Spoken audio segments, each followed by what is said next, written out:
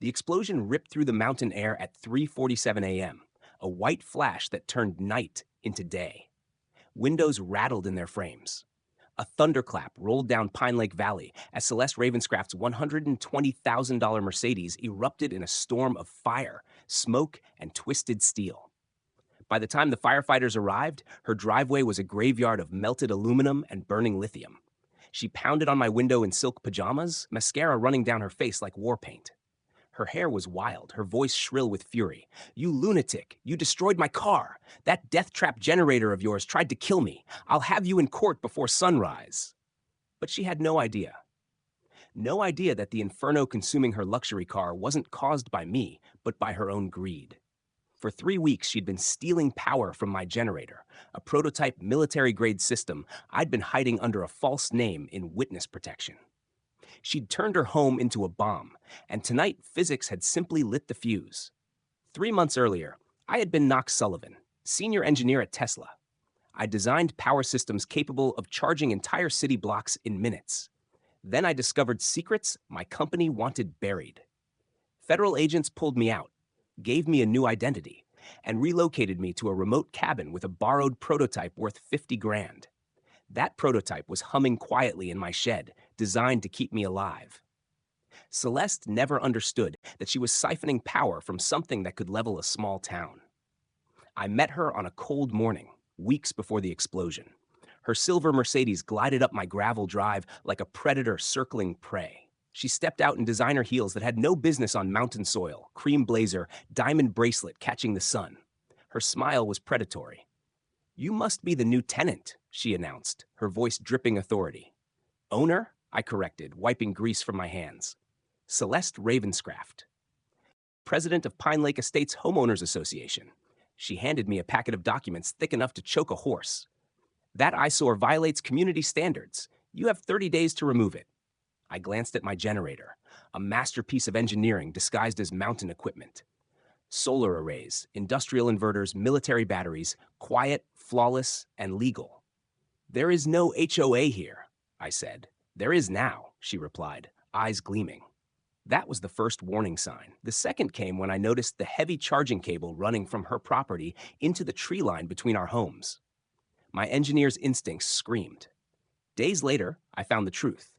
A buried line siphoning power from my main panel into her charging station. Professional work, expensive components, designed to steal without detection. She was stealing electricity, designed for military grids through residential-grade wiring. It wasn't just theft, it was suicide. I could have shut it down. I could have called the cops, but I didn't. I wanted her to hang herself with her own greed. I installed monitoring equipment instead: thermal cameras, current meters, voltage loggers. Every amp she stole I tracked, and every day she escalated. By the end of the first week, she was pulling 70 amps. By the second, 120. Her wiring glowed red on my infrared cameras, insulation cooking, circuits begging for mercy. She was frying her house from the inside, and she didn't even know it. Meanwhile, she buried me in harassment, violation notices slapped on my door, inspectors marching through my property, fake fines, and threats of lawsuits. She wanted to break me the way she had broken other families, driving them off their land so her shell companies could scoop up their homes. But I wasn't just some cabin dweller. I was an engineer with federal resources and technology she couldn't begin to understand. By the third week, her theft had grown monstrous. My monitors recorded surges past 200 amps. "Got it. Let me know if you'd like any changes or further details added. As for the fire, maybe ask your insurance company how they cover illegal power theft." The word theft landed like a bullet. She froze, her face blanching as the FBI stepped forward, badges gleaming in the firelight. Agents moved in, documenting everything: her mining rigs, her buried cables, her fraudulent documents. By dawn, the truth was out. Celeste Ravenscraft wasn't a victim. She was a thief, a fraud, and a predator. She was charged with wire fraud, conspiracy, theft of services, HOA fraud, and more violations than a courthouse could hold. Her empire collapsed in days, properties seized, accounts frozen, shell companies dissolved. The families she'd destroyed finally saw justice. As for me, the government cleared my witness protection status. Tesla bought my prototype for $2.3 million. I used part of it to establish a defense fund for HOA victims, with Agent Brennan, now my wife, as chief investigator. Together, we turned Pine Lake into what it should have been all along: a real community, powered by clean energy and free of predators like Celeste.